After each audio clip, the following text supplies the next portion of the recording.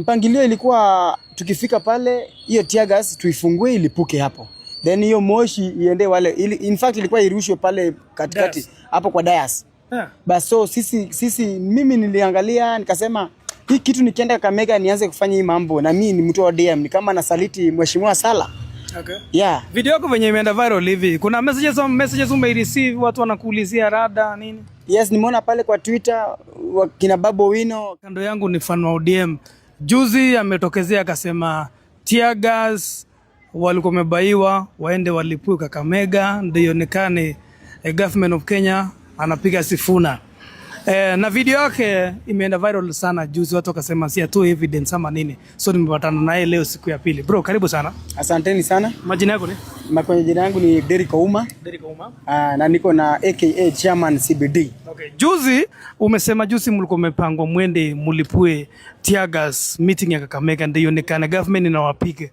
Yes, tulikuwa tumepangwa pale Kangware 4A na we were to be there at tulikuwa tutoke pale usiku Friday tufike Kakamega Saturday, but singeweza kumanage because nikiangalia venye mambo ilikuwa pale singeweza kwenda because mlikuwa mpewe pesa ngapi hapo?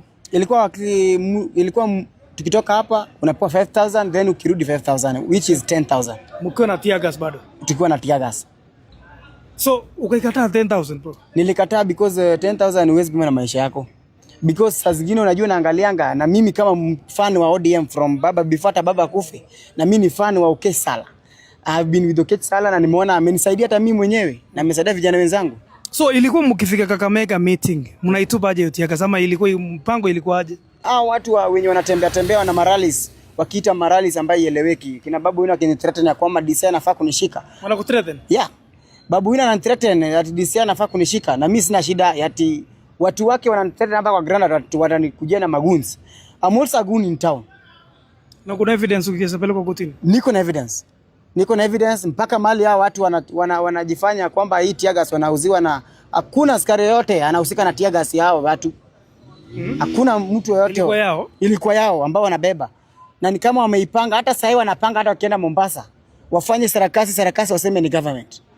Ana sio serikali hiyo. Okay. Yeah. Okay, unapendea nini? Mbona ulikataa kumruka Sala kwa nini? Anashai kusaidia kiaje? Okech Sala amenisaidia niseme hii content ya sasa tunapiga kitu social media.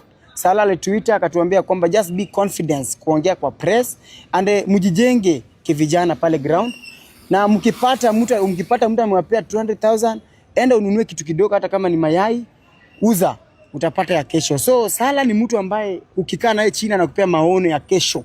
Na tena ile ukiona ile empowerment anapea vijana hata wa comrades anawapea na ile moyo yake yote anasema kwamba vijana wasaidike. So that's mean liangalia kama Sala is a good guy na hata mimi amenipea motivation because si kwa na hii motivation. So sahi ukiitwa uende uandikishe statement uko ready? I'm ready. Na sema mali tear gas zimetoka. Na nitasema mali tear gas imetoka na nitaandika statement. I'm not mimi si mtu wa kutishwa.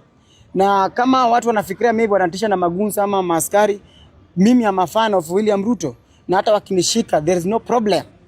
Mimi natetea wananchi wa kawaida because hii kitu yenye kina Sifuna anafanya is illegal.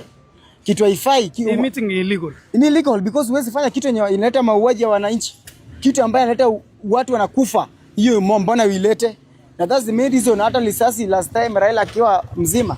Hiyo ulikuwa unaona mali yako lisasi zinalia. Hiyo kifo tutaki tena kwa hii serikali ya William Ruto because tunataka vile William Ruto anafanya serikali inakuwa mzuri, ninakuleta empowerment na kufanya kazi. Hiyo tu. Asante.